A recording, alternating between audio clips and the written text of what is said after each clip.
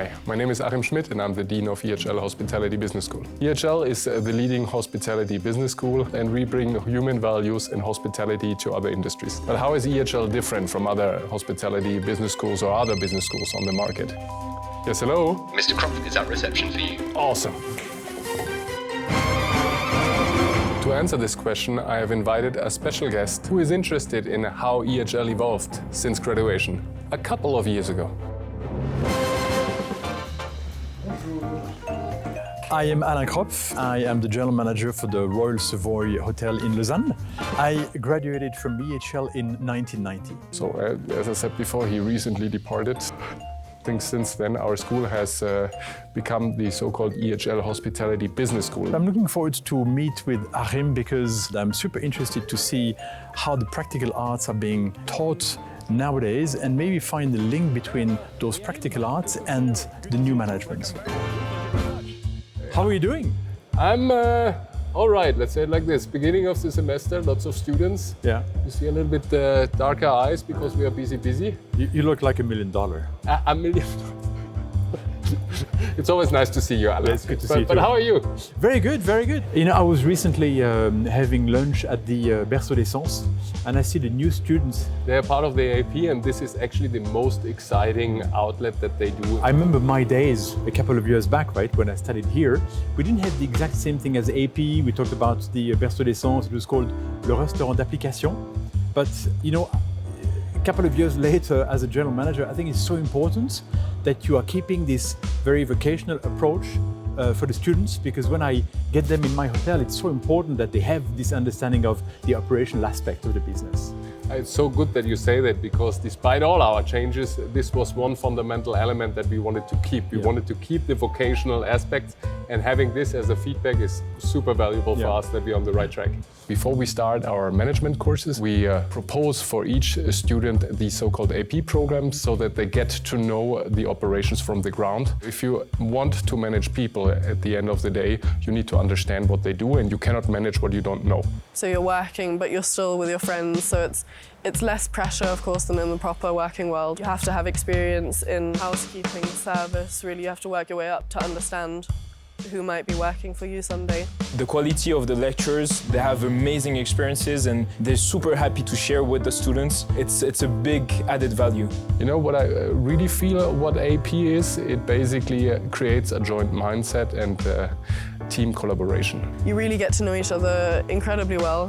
It's really nice. You're going to meet friends for life, I get the feeling. If you come from different backgrounds and you're basically put into similar roles and jobs, this is a very bonding experience. Looking back now, I would want to do it again and again all the time with the same class I had. I mean, Alain, since you graduated, things have changed a little bit, you know? I mean, Well, it's been a long time, Ariel. It's been, let's say, a couple of years ago. Yes, graduated in 1990. Since a couple of years, we have created a whole new programs when it comes to master's programs, our bachelor program with new management skills. The whole hospitality scene is revamped in our school and we bring now hospitality to other industries. If you may or may not know, but less than 50% of our students actually will start in the hospitality industry, and most other industries are looking for our graduates because they bring this certain extra to the table when it comes to human interactions and client interactions. So, you know, we talked earlier about the importance of the vocational approach to EHL. Did you develop new courses to merge this vocational aspect and management? You know, lots of people like you tell us that what you learn in operations will serve your whole lifetime. Right.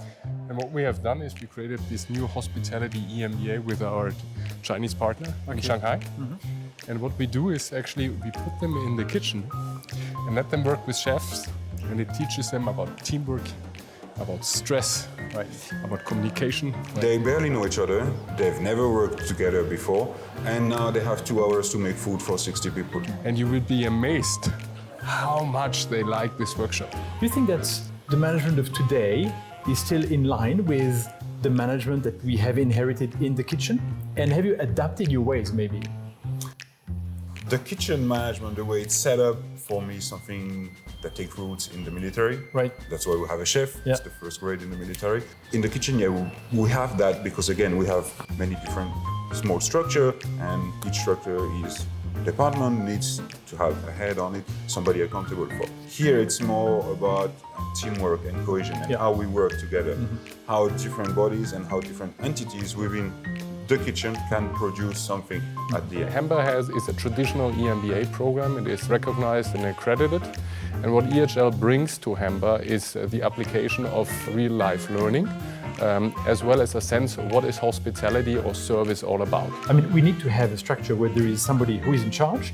I think what's changing is the relationship that you have with the people to whom you're giving orders, right? Yes, the relation of head chef and staff, that is completely different now from what even I started 20 years ago. You can't bring new people into the business by treating them like the head chef was treated 50 years ago. And is this something you are trying to communicate to the students, managers that are coming here for the course? In here, yes, definitely, Yeah. because those students, they are manager. When they are going to leave EHL, they're going to manage as well.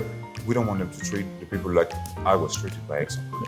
What I always found out in the past years of business schools is that soft skills are treated as a byproduct of the normal curriculum. And we always focus on hard skills, on accounting, on management, on finance, but soft skills are trained as a side product. What I feel is that we should switch and shift our mindset to put soft skills in the center of curriculum. In a future digitalized world, those hard skills will be more and more replaced by technology. However, soft skills are really the heart and soul, what makes probably the difference in the future in a competitive landscape. And this is what they will delve into also the theoretical program, how to deal with different cultures, how to deal with different attitudes, how to create a cohesive and a collaborative team. All these aspects make service organizations great.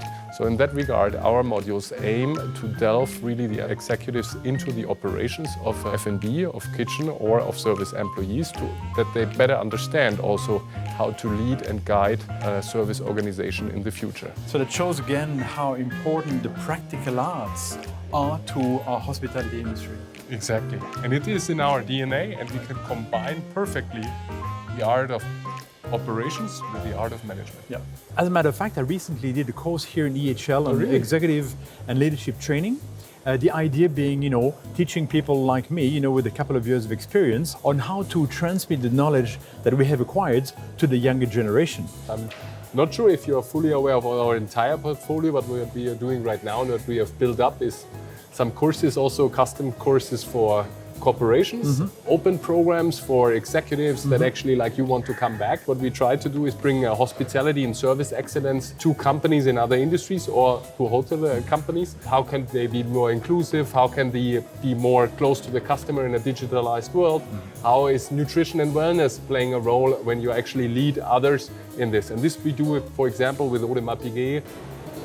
We do it with Coca-Cola. Right. I don't know, it may be interesting for you as well. Oh, yes, Christian. Hey, chef! Hey, Comment ça va, chef? Danny, how are you? You good? Hey, you changed the tie. I know I did. Sometimes I need to change color, right? Today is orange. It's bright blue sky and Very nice. My assumptions were a challenge because I think that somehow in the way of working with the clients, we forget about the basic things, just as talking with them, asking them what's going well, what's going wrong, and get to know your clients so you can reach exactly what they want and what they need. One of the good things about the course and about the school is that the people giving out the courses or giving these hands-on exercises have a wide experience. They have a lot of knowledge. They have worked in many places. They have worked with many partners that are very important in the industry. And I think that's the best part of it, that you can get the most out of them, out of the people here.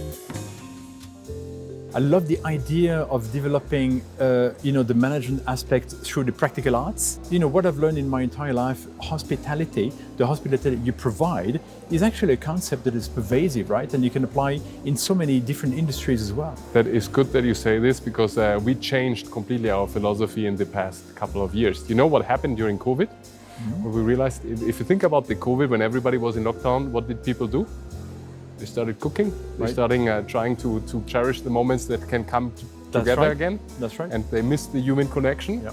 All these elements post-COVID, this is now a new trend and a new theme. It was already there a little bit before, but I think people are much more aware of what it means to invite people, to be welcoming.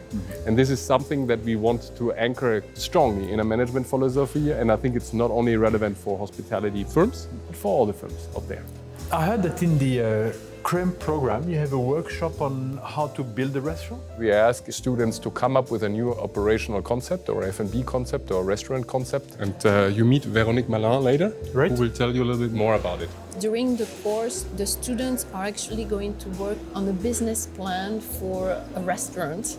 At the end of the course, they are going to actually open this restaurant and manage it during a week. So that's going to be a pop-up restaurant taking place in one of our outlets in Lausanne, and they're actually going to put everything into practice. The business plan for it, how much does it cost, where do we position it? So it's really, I mean, they get to try, you know, to be a Yeah. restaurant manager Yeah. before graduating. I believe that people tend to underestimate the complexity of running a restaurant. Definitely. There's so many aspects, right? Definitely. From finance, from marketing, from the service, and you mentioned about it earlier about how you manage people. It's a people business after all, and I think that's super important to be very good at that in particular. Right, right. You know, when I started at the school, I'm an academic and I have researched the word hospitality, and I went even back before Christ, where it comes from, the word hospitality. And in its purest definition, hospitality means making somebody else feel at home. And that is not industry specific, that is universal across a lot of industries. On that note, I hope we're making you feel at home and we're being hospitable enough to make you feel comfortable. I hope so too. No, but you do a great job. Except the camera. Oh yeah, I mean that's... I believe that there's, in every student, there's a little bit of hospitality. But if you look at our graduates and you look at the way how confident they are in either presenting or dealing with other individuals, it is a huge difference when it comes to other schools that are more theoretical or academically oriented. And I think what makes an EHL graduate really stand out is, number one, that very unique ability to toggle between strategic and commercial thinking with hands-on execution. A good number of our most senior leaders are graduates from the school. One of my senior executives is actually part of the program, so she's doing an MBA, so we're supporting her. And it's in our interest, and we want to have that connectivity, that tradition continues. Doral Savoy employs EHL graduates. Obviously, I'm emotionally close to the school. The Como Group hires many EHL graduates, including some who have really risen to senior leadership positions. Bonjour, ça va? Et vous? Tout se passe bien? Casser les poignets ou Heureusement que c'était que ça. Ouais. Bah justement. Super, merci beaucoup. Ouais. The students that I've seen graduate here, they're way smarter than the average in the industry. They're way more energetic. They have a much larger productivity and output. And EHL having 130 years of deep expertise in the hospitality industry and also understanding what it means to be human in every interaction is extremely meaningful. At the end of the day, I think we're in a people business. The ability to connect and bring people together is personally very gratifying. I think in a more and more digitalized world with artificial intelligence, the human interaction between us is probably what makes in the future the difference between us and a machine.